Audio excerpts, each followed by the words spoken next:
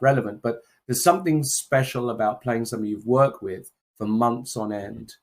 And I don't think Jordan's record against Magnus is that great in the first place. Yeah, it's not great, Lawrence, but it's not bad either. They've Maybe had it's not. many draws, actually. I was surprised to see for such dynamic players, as you say, for such uncompromising players. Okay, we saw the handshake, and they are off. I was going to say opening predictions as well. It starts as the English opening. Magnus, he plays the move G3 on the second move. We saw him pushing a pawn there, and he does this all the time against Jorden. Every time he has white, he fianchettos the white bishop. And maybe it's just a certain strategy designated against this specific opponent.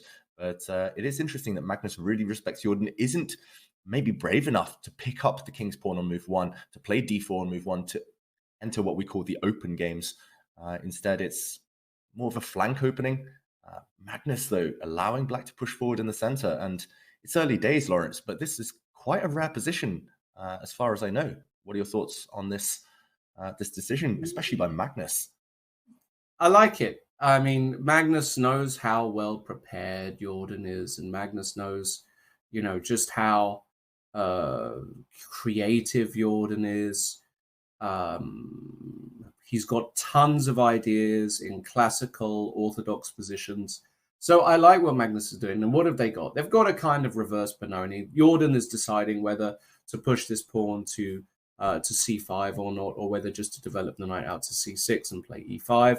So it's just kind of a kind of toss-up right now for Jorden. He does go with c5, which is, of course, completely reasonable. And we are going to get a Benoni now, David, where, Magnus has theoretically got a few extra tempi compared to normal because, of course, he's got, for a start, he's got the white pieces. So he's got an extra tempo because of the reverse situation. But he's also, Jorden is already committed to e7, e6. And a lot of the time you want to push this pawn to e5. So as it turns out, this is actually quite a favorable, little, very sort of, I think Magnus is going to be very happy to have this against Jorden. It's basically a Benoni 2 tempi up, which is very nice. Yeah, you say that, Lawrence, but a Benoni is still a Benoni, even if you're 2 tempi up. And it's not necessarily an opening with the greatest reputation at the top level. Still, white has a long-term weakness on the d3 square. As you mentioned, white will get some activity. Magnus perhaps more experienced than his younger colleague in these types of pawn structures. But trust me, I've played plenty of reverse Benonis, so having it from the white side, and I get 10 moves down the line and I'm thinking, where did my extra 2 tempi go? Black still has a very simple development. Black's knight can come out to c6. Black's bishop will just sit happily on either c5 or e7. And still some work to be done later.